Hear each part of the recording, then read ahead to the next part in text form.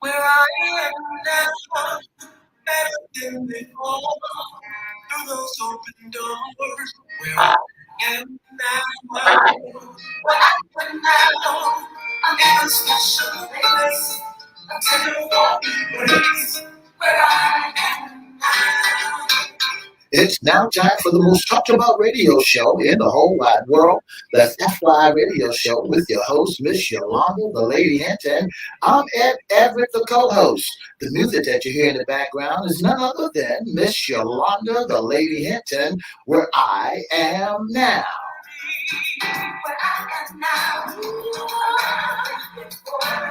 And if you like to hear us all over the globe, all over the world, all you have to do is go to www.christianbroadcastingcompany.com, click and listen live, or you can go to 1400 AM or 1350 AM, and guess what?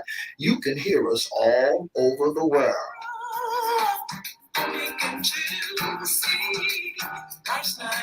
And now I want to introduce to some and present to others the host of the most talked about radio show in the whole wide world, Miss Yolanda, the Lady Hinton, and a pleasant good morning to you. Good morning. Mr. E, it's a beautiful day in the neighborhood. Would you cook or will you be my neighbor? Let's welcome our neighbors, our WGPL 1350 AM listeners. Peace, 95.3 FM, WPC 1400 AM. Facebook Live is on and popping. We also want to welcome we just said Facebook. Yeah. Twitter, LinkedIn, YouTube. Like, share, subscribe, comment. We'll shout you out later on in the show. Like, share, subscribe, and shout out. Like, share, comment, and subscribe, and we promise you we'll shout you out later on in the show. Shout out, give me a shout out. Mr. E, it's Fun Friday.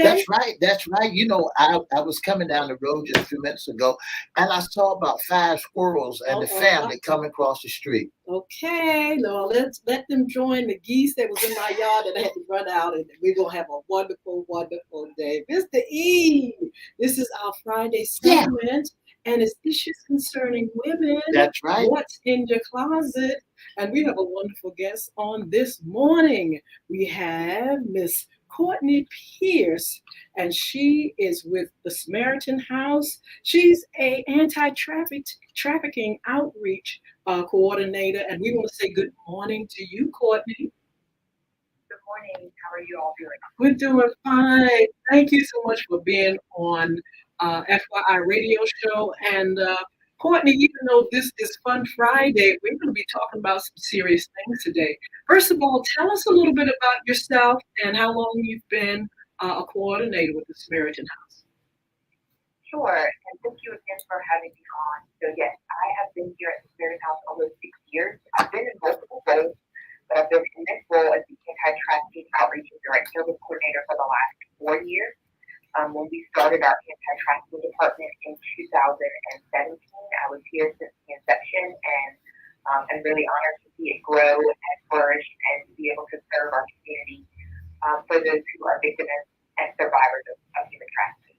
Tell us the mission of the Samaritan House. Sure. So Samaritan House's mission is focusing on serving our community and serving survivors of domestic violence, sexual assault, homelessness, and human trafficking. We got our start almost 38 years ago as a church ministry. A group of ex-minister believers got together and they saw issues of homelessness, but they didn't know that it was inextricably linked to domestic violence, and that's how we got our start. So now we are a federally funded agency. We're a non-state agency, but we have plenty of people based that work here. We have around 45 employees that work here, and our focus is, again, really serving the community from a model of empowerment and really being able to provide program participants with as much autonomy as possible so that they can move through their lives the way that they see fit, and also provide the resources that they need to.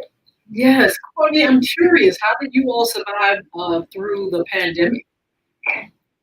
Well, it has been very difficult. Again, I am a person who I believe in being transparent.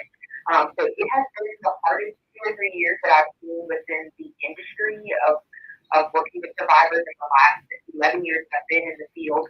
It's been very difficult. We've spent lots of money on hotel funds to be able to Wow. serve our community that is outside of our 14 undisclosed shelters in the city of Virginia Beach. And so, in addition to those shelters, just due to the need and the high acuity of the increase of violence that we saw, we spent lots of money in hotels, which is for our domestic violence and sexual assault survivors. We don't put our trafficking survivors in hotels because it's not best policy practices, because many of our survivors have been harmed in hotels and motels. Oh, But for our other program participants, we've had a lot of shifting, we've had a lot of staff changing, and so we are really now sort of getting settled from all the things that are happening in COVID. We are still, wearing our masks. We're still, providing PPE for program participants and staff members, and so we are, all familiar with it not being over and really understanding because our program participants and our population is very transient that we just have to be, extra careful of, as they interact with us, as we interact with them, and they interact with one another in shelter. And so it has been very difficult. But I've seen our team pull together, and there have been a lot of unprecedented events that we were able to make it through. And so it's been difficult, but it's also been a career for us here in as well. very good. Can you tell us what trafficking is for those that are not familiar with the term? Can you break it down? Sure, absolutely. So we are a government agency, and so human trafficking is sort of defined in a couple of ways. We are a agency that serves human trafficking, which includes sex trafficking, labor trafficking, as well as domestic servitude. But at its core, human trafficking involves the use of force, fraud, and coercion to obtain some sort of type of labor or commercial sex act. That's a really basic term. And those three words are the three words that really define trafficking. It's that force, that fraud, and coercion for some type of labor or commercial sex act. Now, what I will put in is a caveat for our minors, right? So anyone that's under the age of 18. There's no such thing as independent sex work or prostitution for children under the age of 18 because you don't have ownership or agency over yourself. So if you're under the age of 18 and you're being forced into any commercial sex acts or commercial labor, it's automatically trafficking. When you're over the age of 18, that's when the legality of defining force, fraud, and coercion come in. So do you want to make that caveat? Amazing. Good morning, Courtney. How are you? And thank you so much for joining us here on FYI Radio Show. As we begin to listen to what you're saying and talking about trafficking, you only hear that on TV and other states. What is the percentage of trafficking here in the 757 or in Virginia? Sure. So in the state of Virginia, and I'll again be very transparent. When we're speaking about data and human trafficking, it can be very difficult to get accurate data because it's sort of new in people following it. So there's a great organization called Polaris, and I implore people to look out for them. They're a national organization. They do really great work by getting folks connected to domestic, meaning local organizations that are doing work within our area. We are grant recipients. So we're recipients from the Department of Justice via the Office of Victims of Crime. And so all of the OVC grant recipients in the United States, there's around, I think, 225 of us. We also share collected data. So some people would say that we rank between 13th and 15th in the nation for our rates of trafficking. But I'll break it down to what we see here. So in the Hinton Roads area, two of our largest places where we see trafficking is the city of Virginia Beach and the city of Newport News, and each one of those cities has an anti-trafficking organization in it. So for Virginia Beach in the Southampton Roads area, it's going to be Samaritan House, and then for Newport News in the Peninsula, it's going to be Transition Family Violence. They too are an OVC grant recipient for federal funds, and they are also a part of the anti-trafficking program. So Hampton Roads has a Hampton Roads Human Trafficking Task Force, which includes Samaritan House and Transitions, which are the victim services providers. Homeland Security, which is a silent partner, they don't receive any funding, and then the Office of the Attorney General, which would include local law enforcement as well as all the Commonwealth. And so I would say that the federal government sees fit to provide federal funds for for two cities that are less than 50 miles away from each other, I would say that we have an issue here in the Hampton Roads area. Yes, oh, it is big. Courtney, can you please explain to me about labor trafficking? I heard you mention that, and I want to really understand what that is. Sure, absolutely. So labor trafficking still has those same components of forced fraud and coercion. And what it looks like here locally, we have a large hotel and motel industry. So not just people being trafficked for sex in hotels and motels, but labor. So meaning folks that are doing laundry, those that are doing housekeeping and maintenance, they could be survivors of labor trafficking. We have seen in the last 2 years at least 8 or 9 massage parlors here in the area be busted. Either the federal government or local law enforcement have done operations. Yes. And many of those folks there are those labor and sex trafficking because you are doing labor by providing massage, but you're also providing some form of sex act. Mm-hmm. So that would be both labor and sex. We see a lot in our agricultural areas, so on the eastern shore. We see that with the seafood industry. So labor trafficking can look like someone on the construction, in a construction site who doesn't possibly have access to their paperwork if they are foreign nationals here.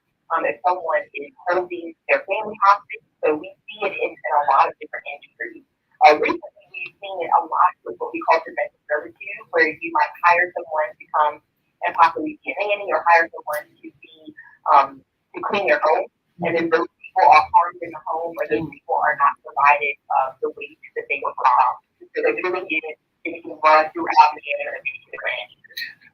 Courtney, that trafficking and labor trafficking is one of the highest crime rates that we have heard in the 757. And but Courtney, tell me, what are some of the tall tale signs if a person is being trafficking? What are some of the things that we need to be aware of, or signs that we need to notice, our listeners need to notice about someone is being labor trafficking or sex trafficking?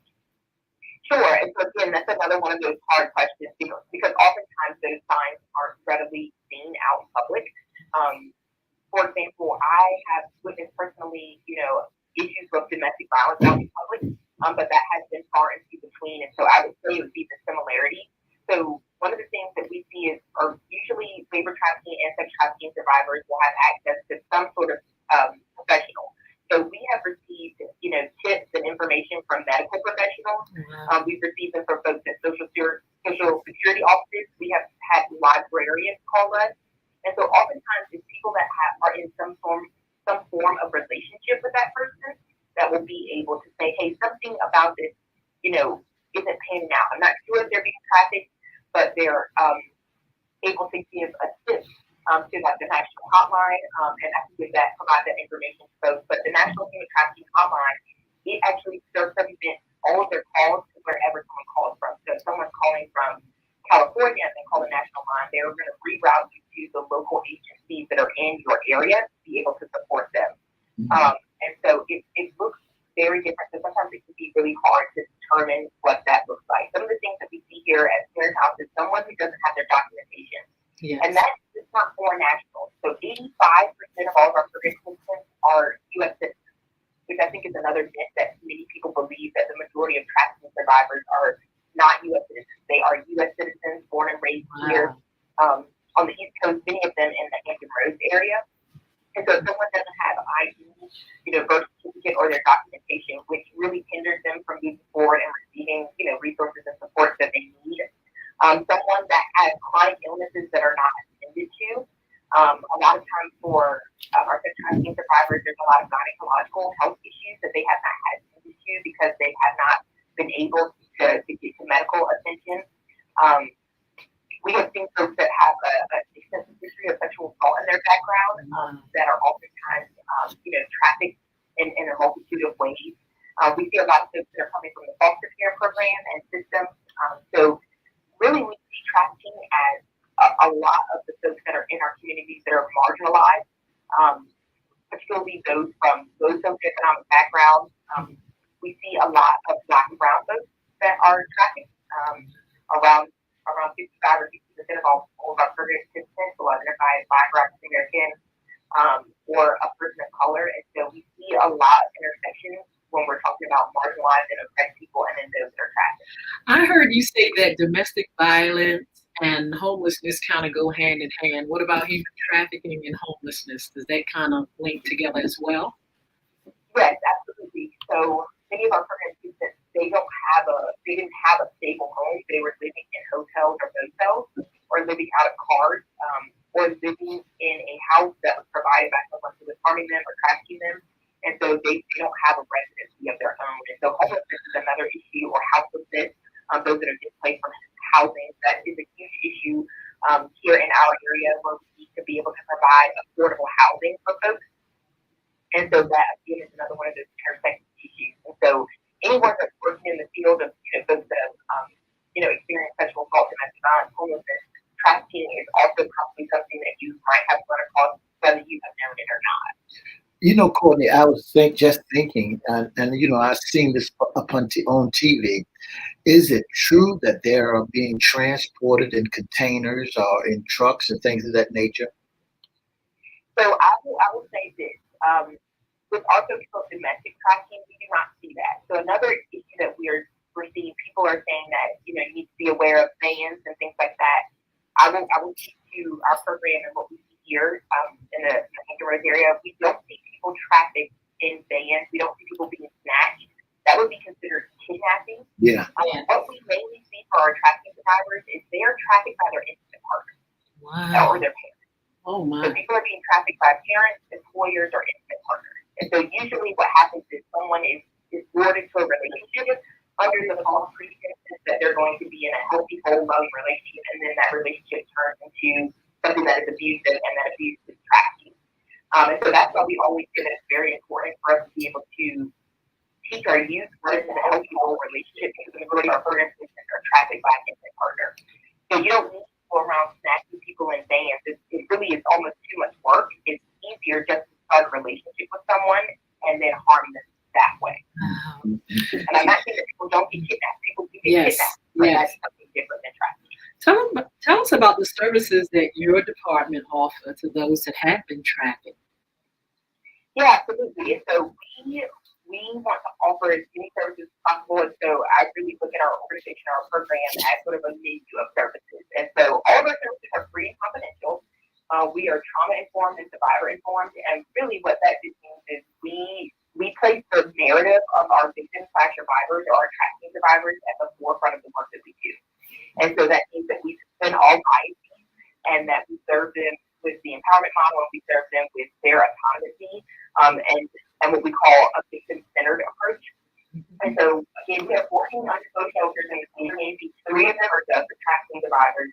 It is best and promising practices that all survivors of trafficking be housed within some form of independent shelter and not in hotel hotels.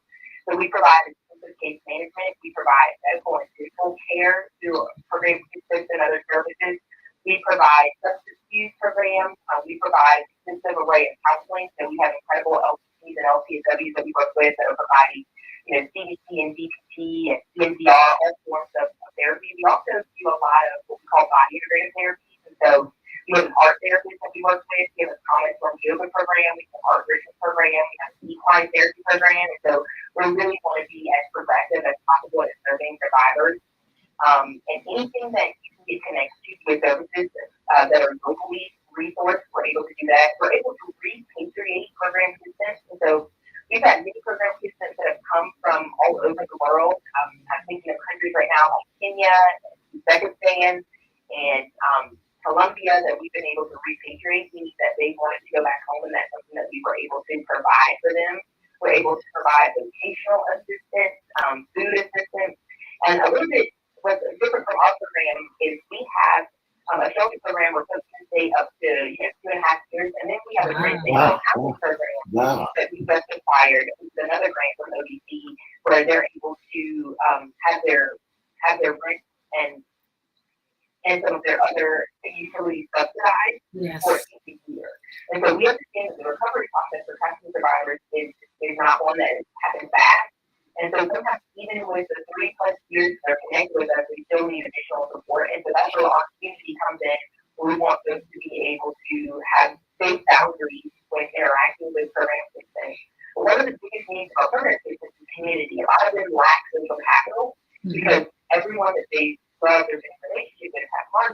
So when they get out of that situation, they have no one, to support them, and so they lack social capital, and that isolation keeps them hard, to be able to be life completely alone. So we explore community members, churches, and communities that they can really be able to rally around survivors in a healthy way, with boundaries. I want to do that with healthy boundaries, but to really look at your fellow man and fellow mankind to be able to say, man, I'm not sure what you're going through, but if there's a way that I can assist you or be of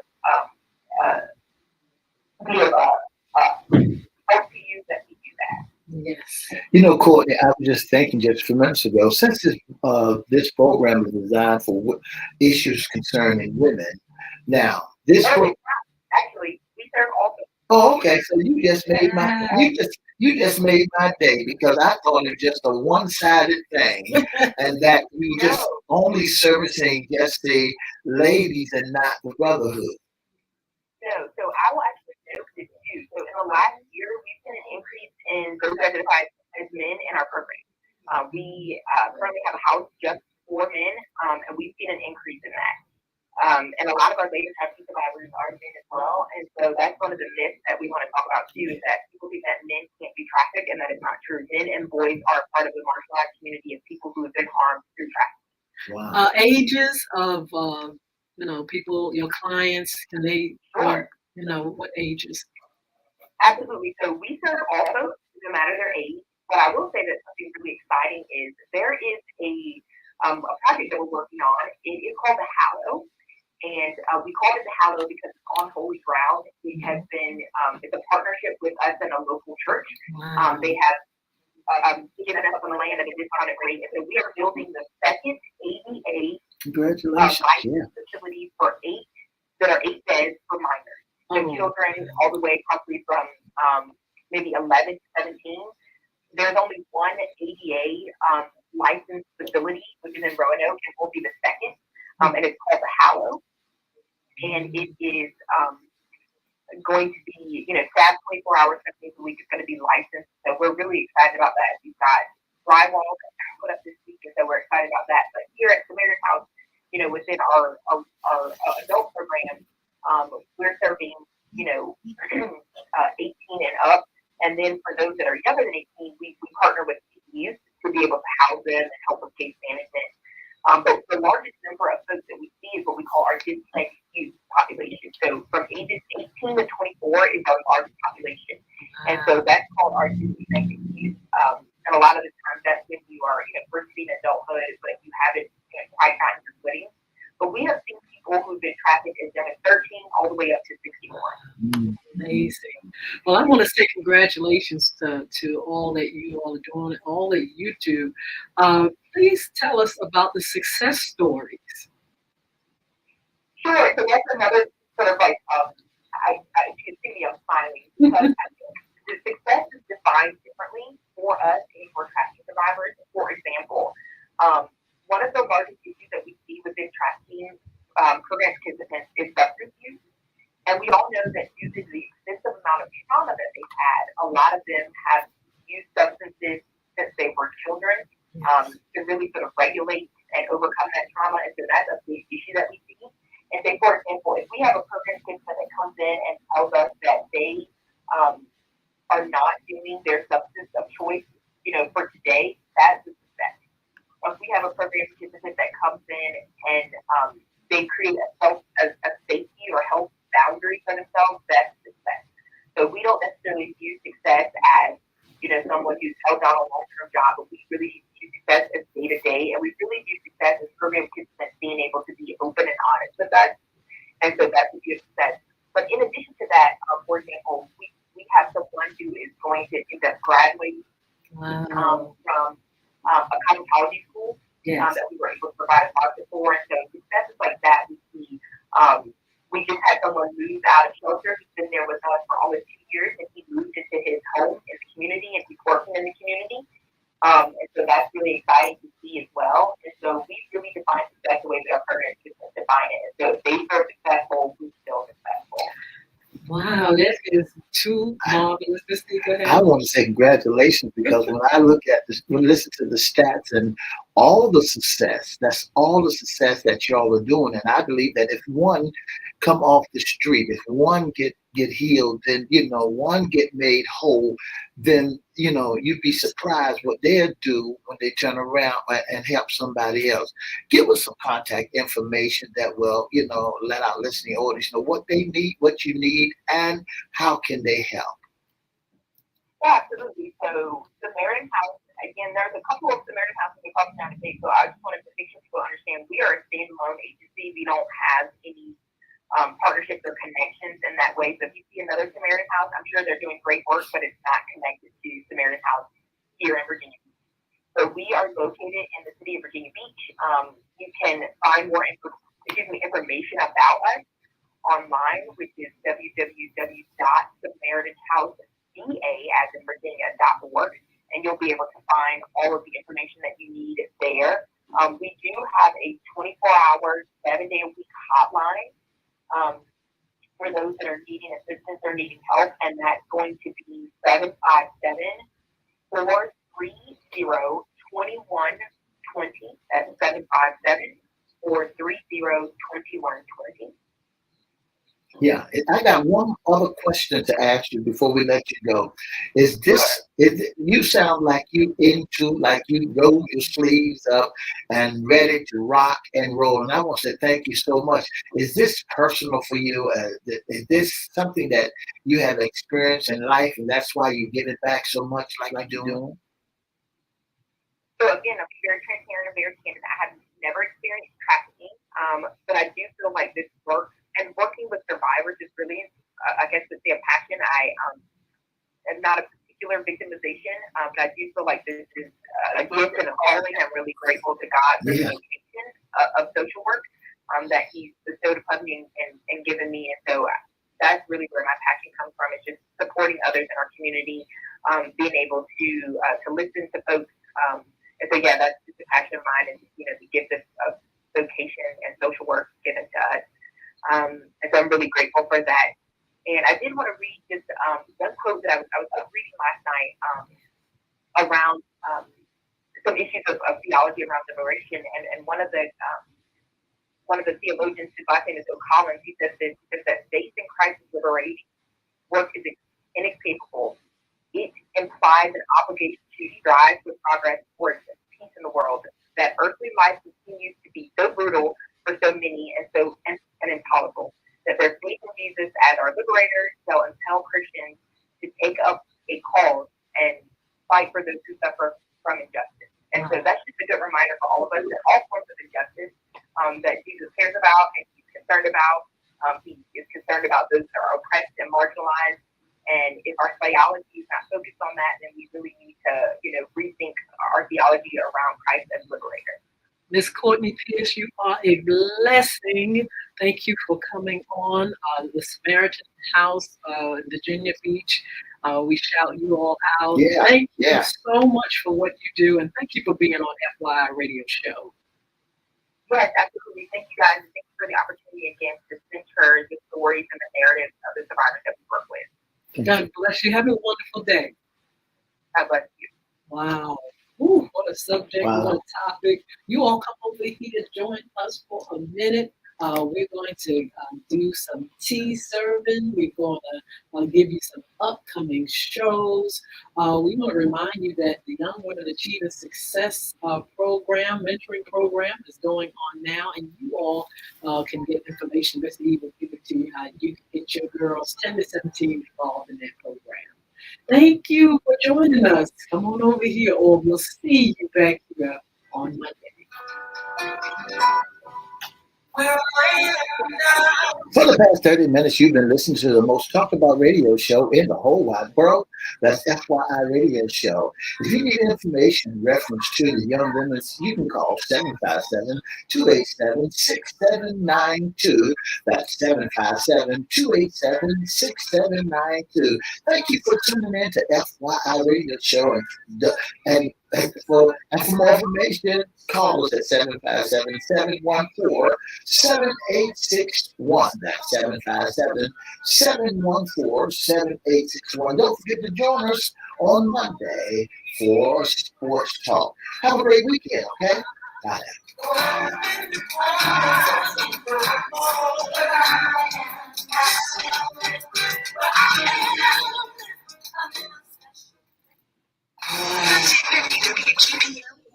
We want to thank our special guest, Miss Court Pierce. She's with the Samaritan House. Her job is she's an anti-trafficking outreach direct service coordinator. And boy, what a job! But boy, what a blessing That's right. for That's someone right. to be able to provide services for people that are out here and others are taking advantage. And to be in the life of many, that's got to be a special blessing, a special need, a special task, because there are so many hurting people all over the world that need someone to reach out and care for them. So many people has been abused and misused. When I look at the folks on the corner, Miss Hinton, I see them standing there, some men, some women, just standing there, somebody's daddy, somebody's granddaddy, somebody's mama, somebody's sister, and just see them standing there, and I reach out, to help them by buying them a meal or give them a good word every now and then that will, to encourage them to go a long way. But and I'm saying to myself, wow, it happens. It's real. It's not just on what we see on TV. This is real. And it's so big here in the Hampton Roads area, in our Virginia Beach area.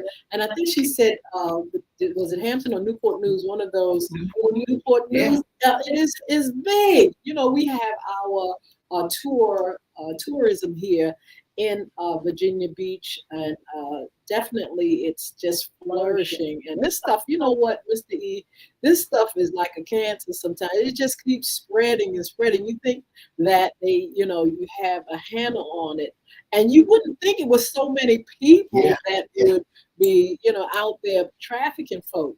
But did you all hear now? We're in February. We're in the love zone here. We're in February, Valentine's Day month, and all that stuff.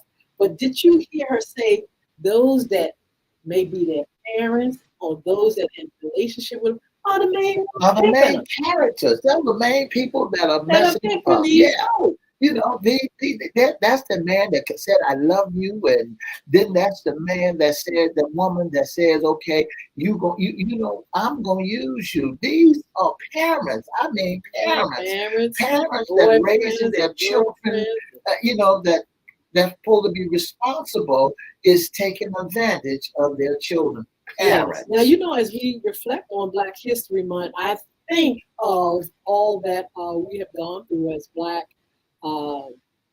Americans with the trading, and I was going to say pimp, but the trading and the trafficking of Black people, and it kind of like more things change, more things remain the same.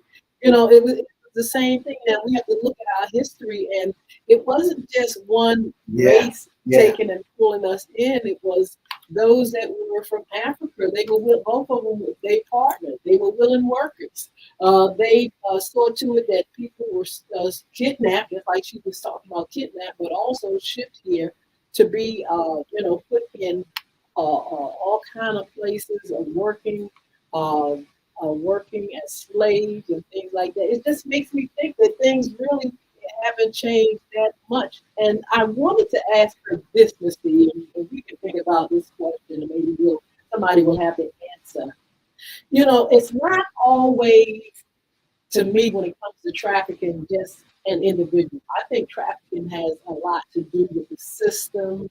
And just like with slavery, just like what we're talking about, there were a lot of things in the place of it, that played a part. It was the people that came over to get the slaves, those that were there to put the slaves out. Once we got here, they made laws. That's trafficking. And you can see, it's not just one individual. It's the power that need to help set up things where stuff can happen. And just like she was mentioning, when you bring people over and you got them as maids, servants and workers, and they don't have a green card, you're not paying them nothing. Some days you won't pay. That's that same thing. It's not just one little individual boyfriend or something. Honey, the powers that be sometimes is in it, and have put people out here and have made it have bystanders. They just sit by and say, "Hey, look, you in Hollywood, y'all need days, so we gonna turn our heads to those that ain't got green cards, and you all can pimp them out." Miss Hinton, and I'm so glad that this is Black History Month, and when you begin to dialogue just a few minutes ago about the trafficking, when they brought them over on boats, packed deep, men was being trafficked because they was being sold to other folks. And then when you're being sold, that's trafficking. You got to take a crew and put a chain around their necks and walk them down the dirty highway, and so that they can belong to and deliver them to somebody else. That's trafficking. Modern day trafficking is totally different than the days of old trafficking, because the days of old trafficking they had to walk down the dusty trails and to get to master house. This day and time they'll put you in a car, treat you like you royalty, and then they'll take you off and pimp you like never before. Yeah, they're What pimping about you. the jail system? It was set up, for free And labor doing it and in all jail. this stuff. See, that's Everywhere what you turn. it ain't just somebody's boyfriend sitting there pimping them, honey. It ain't just somebody that somebody next door neighbor, honey. You got the powers that be. A whole lot of folks involved in this thing called trafficking. But anyway, I digress. It's time for us to go and start serving a little bit of that tea, honey. Because we're going to talk more about this. Every time we do a segment on trafficking and things like that, just see how numbers really, really go up. So if you all will, please share this post, share this video. Please comment and let people know of this situation. It may be somebody that's in your neighborhood, somebody that you've seen or come across, somebody working down at the oceanfront while you're vacationing. Somebody you can help. Please let people hear this information and see that there's help for them when this problem is taking place. But guess what? Sometimes the daggone pimps. Sometimes the daggone pimps need help. I meant to ask Courtney about the daggone pimps. What y'all want to do to help them? Some of them want to be, they're serving it.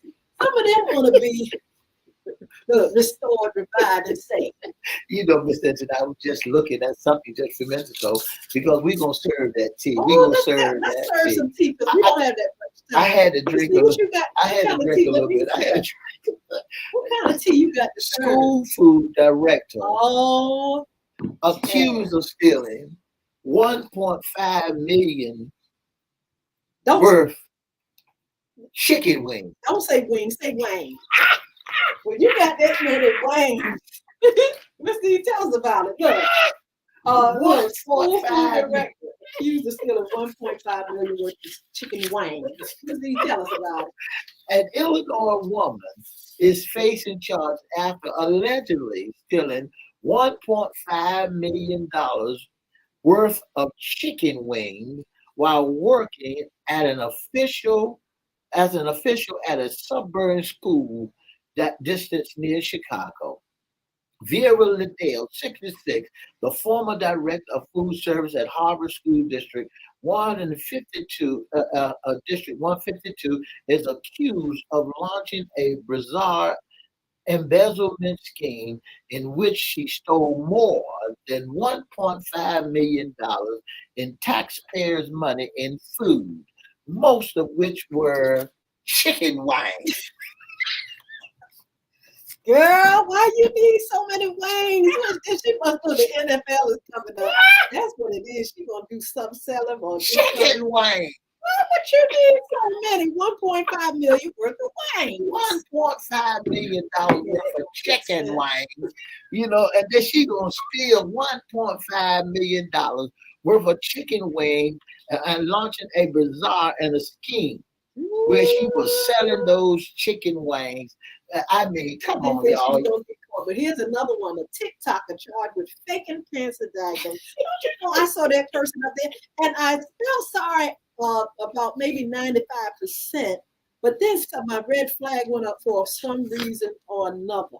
But it says the TikToker charged with faking cancer diagnosis who allegedly scammed GoFundMe donors out of 37,000 smackaroonies.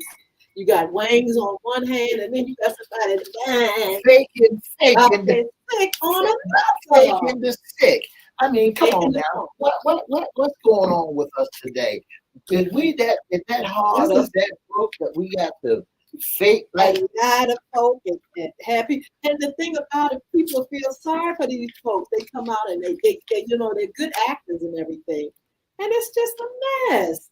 But Mr. E is more to tell before we go. What else is going on? you know, Miss Hinton, Miss Hinton, that it's a wrongful death lawsuit filed against a Chesapeake mass shooter. You know, Is that the one that got off just recently? that's the one that got off. No, Oh, this this is is at the Walmart. Walmart. Tell Right. us This about is it. at Walmart. A multi-million-dollar wrongful death lawsuit Mhm. has been filed against Walmart and the estate of the Chesapeake Walmart shooter. I'm Another gonna go to Walmart and get my prescription now because when you look at this number of a multi-million dollar a lawsuit, Attorney George Sanders filed a lawsuit at the Chesapeake Circuit Court last Monday on behalf of the estate of Rondell Bevins, one of the six people killed in November shooting. A judge trial has been requested, and the law lists four separate charges against the state in the mass shooting. they're going to bring these lawsuits. It's not over yet, and I'm not even sure if that particular Walmart will open. But I assure you that Walmart has plenty of insurance for incidents just like this. Even though they may not put out the no rate fee for it, they have the money in reserve for lawsuits and things like that.